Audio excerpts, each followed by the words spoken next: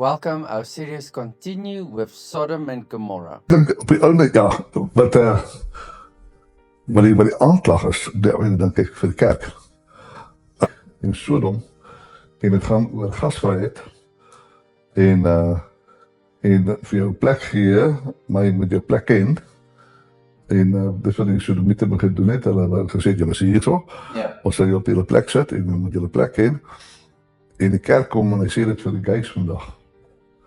Dat is Islam van ook waar vir die kerk. Ja. En dis een groot ding van hierdie argument, is dat ouers kan baie welkom wees in die kerk. Nee? Maar die vraag is jy veilig? Ja. Is jy veilig? Mag jy wees wie jy is? Mag jy op die, soos met Sodom, as Lot al die dag gekry het, mag hulle maar op die plein geslaap het, ons so veilig gewees het. Hulle was nie veilig nie. Hulle was nie veilig. En baie oukies is vandag in die kerk, hulle mag nie wees wie hulle is nie. Hy mag kom, maar hy moet hom gedra. Ja. Soos ons reg, jy moet jou gedra. Jy moet jou plek ken. Ja. Hier moet jy nie hande vashou nie. Ja. Veral nie vir mansers nie. Ja. En daai goed is. En dit is die onreg. Dit is die onreg wat in my 'n vuur aansteek. Ja. Een van die mooiste dinge vir mense wat mekaar lief is. Hulle hou mekaar se hande vas. Nee.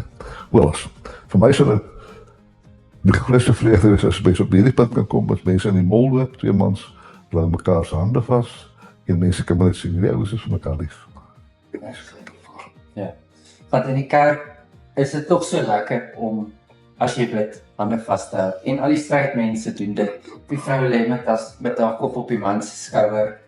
En in vandag se tyd is daar so min plek vir intimiteit, want almal is besig op hulle fone. Die man is besig op sy foon, die vrou is besig op sy foon, want jy moet heeldag boodskappe antwoord, mense wat van die huis af werk. Nou in die kerk sit jy nie met jou foon nie. So jy kan naby aan mekaar sit en op die ander een se skouer lê. Ja, en toe ek in Bloemfontein was, wat net sê, was ek in Dominee Hein se kerk gewees. Die van julle wat nou nie na die vorige episodes gekyk het nie. En toe ek my man ontmoet het ons in die NG Kerk voor die kansel getrou in Dominee Hein se kerk, het ons getrou en ons was die eerste manspaartjie wat in die NG Kerk voor die kansel getrou het. En toe het ons nou Klerksdorp toe verhuis, was ons daar vir 6 jaar in 'n kerk gewees en ons was welkom, omdat alle sondaars welkom is. En ons wil graag deel wees van 'n geloofsgemeenskap en toe die predikant weg is, toe is ons nie meer welkom of veilig. Ja, dit is nou wat Dominee sê van die mense op die plein.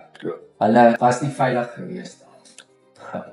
En mense sê altyd, Jesus het niks gesê oor gay wees nie, en dit is natuurlik een van ons LGBT mense se redenasie, dat as Jesus iets gesê daaroor, dan was dit belangrik geweest. Want Jesus se lering was tog sy ministry op aarde geweest.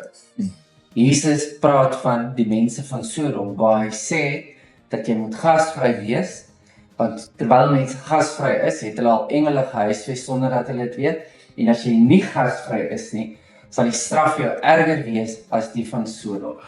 En dat het eintlik met Sodom môre beter sou gaan as met hierdie ouers. As Jesus iets oor homoseksualiteit wou gesê het, dan kon hy dit daarby gevoeg. Ja, presies dit. En dat hulle, dus as die uitsending, het gaan oor om die gestuurdes van die Here te ontvang. Ek het opgehou om met die kerk hier te praat eintlik. En want dit wat ek weet, is my belangriker dat die gay ouetjies dit glo, as wat die predikant dit glo. Thank you for tuning in. Please tune again in next week for the next episode.